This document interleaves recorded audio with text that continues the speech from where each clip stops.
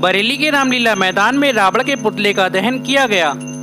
आपको बताते चले कि कोरोना महामारी के चलते मेले तो नहीं लगे, पर पुतले का दहन अवश्य किया गया। 452 वर्ष पुरानी परंपरा को कायम रखते हुए वहीं पूजा अर्चना के बाद पुतले का दहन किया गया।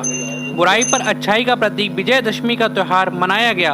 वहीं पुतले का दहन केंद्रीय मंत्री संतोष गंगवार के हाथों द्वारा रावण जैसे बुराई का प्रतीक रावण के पुतले का दहन किया गया।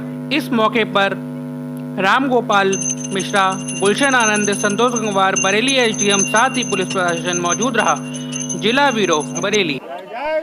जैसा कि आप लोग देख सकते हैं कि यहाँ पर अब रावण आ चुका है और राम और रावण का युद्ध शुरू होने वाला है। जैसा कि आप लोग देख रहे हैं, एक तरफ रावण की सेना आ चुकी है और एक तरफ राम की सेना आ चुकी है और हनुमान जी काफ़ी युद्ध के लिए उत्साहित नजर आ रहे हैं। जैसा कि आप लोग देख रहे हैं, राम और रावण का युद्ध होते हुए, जैसा कि आप लोग देख रहे हैं कि एक तरफ राम है और एक तरफ रावण, दशानंद रावण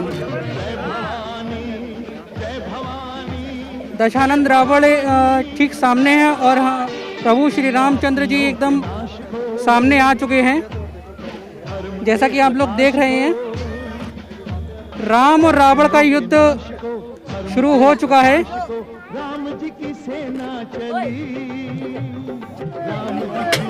और ये फिर से राम और रावण का युद्ध शुरू हो चुका है और हनुमंत लाल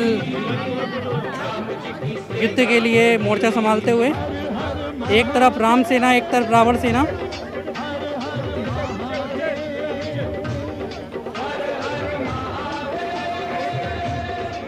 एक तरफ दशानंद रावण लगातार अट्टहास करते हुए,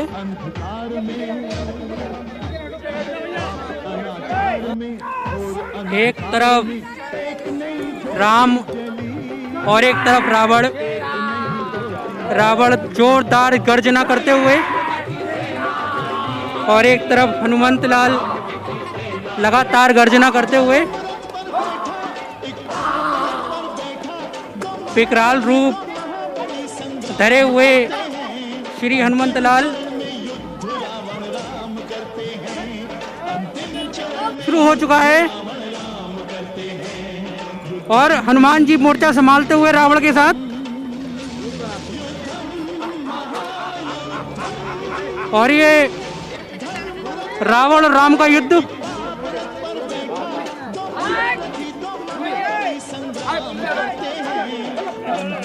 सोशल डिस्टेंसिंग का ध्यान रखते हुए राम और रावण का युद्ध, और वीर हनुमान अपना मंचन करते हुए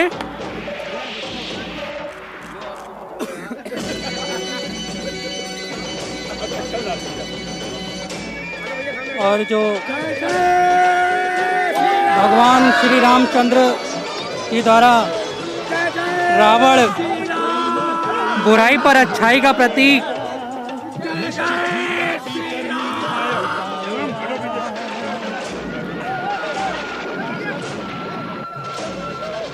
अच्छाई पर बुराई का प्रतीक दशानंद रावण जो बुराई का प्रतीक है, उसको भगवान श्री राम चंद्र जी द्वारा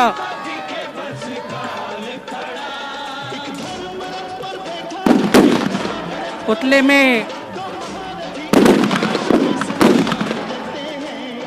दहन, जैसा कि आप लोग देख रहे हैं, बुराई पर अच्छाई की जीत, और धू धू कर कर रावण जलता हुआ,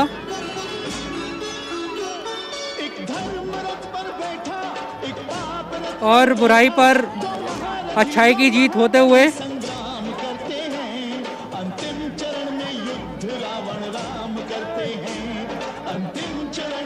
बुराई पर अच्छाई की जीत होते हुए आप देख सकते हैं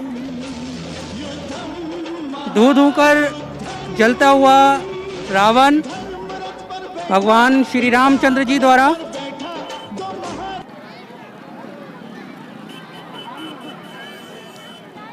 कोरोना काल के रूप में जानेंगे। यह हम सबके लिए बहुत ही चुनौतीपूर्ण बात भी है, अवसर भी है कि हम इस दशहरे को और उसकी जो परंपरा हमारी 452 साल पुरानी है, इस रामलीला का जो इतिहास है, उस इतिहास को देखते हुए और उसकी परंपरा को देखते हुए हम लोगों के आगे भी जो इस वर्तमान समिति है, उस समिति के आयोजकों को, समिति के पदाधिकारियों के सामने एक गंभीर समस्या थी कि किस तरीके से हम इस बार रामलीला के मेले का आयोजन करें या मंचन करें और दशहरे का कैसे हम आयोजन करें।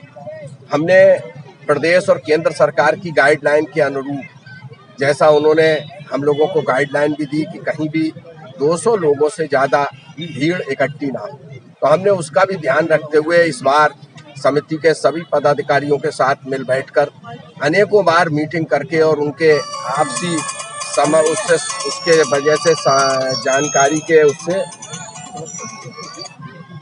जानकारी लेते हुए और उसकी बात करी कि भाई हम किस तरीके से इसको मनाएं। तो सब लोगों का एक निचोड़ निष्कर्ष ये निकला कि हम परंपरा को कायम रखें और इसका स्वरूप छोटा करते हैं। हमने छोटे स्वरूप को करते हुए रामलीला का मेले का आयोजन किया। जितना भी मंचन चला, 18 दिन का मंचन हम लोगों का होता है टोटल में, तो आज उसका 15वां दिन है।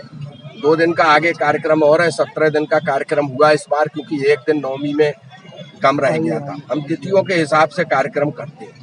तो इस बार हमने कोरोना काल को ध्यान में रखते हुए रावण का कद भी बहुत छोटा कर दिया।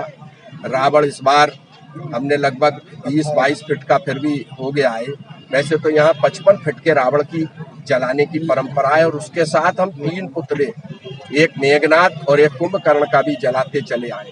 लेकिन इस बार उन सभी परिस्थितियों को ध्यान में रखते हुए कि भाई मेला भी हम नहीं लगा रहे, हमारे पास बहुत सारे लोगों का फोन भी, समर्थन भी, सब कुछ आया कि भाई हम लोग मेला देखना चाहते हैं, लेकिन उसके बाद हमने कहा नहीं, प्रदेश और केंद्र सरकार की गाइडलाइन के अनुरूप ही हम मेला लगाएंगे, मेला नहीं लगाएंगे, आयोजन करेंगे। इसलिए हमने यहाँ पर कद छोटा करते हुए रावण का भी कम कर दिया और उसके गाइडलाइन के अनुसार ही हमने यह दशहरे का आयोजन किया है। इसमें रावण का पुतला दहन कर रहे हैं।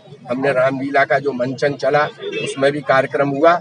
हमारे आज के मुख्य अतिथि हमारे केंद्रीय मंत्री भारत सरकार के आदरणीय श्री संतोष गंगवार जी हैं, जो इस मेले में रहेंगे।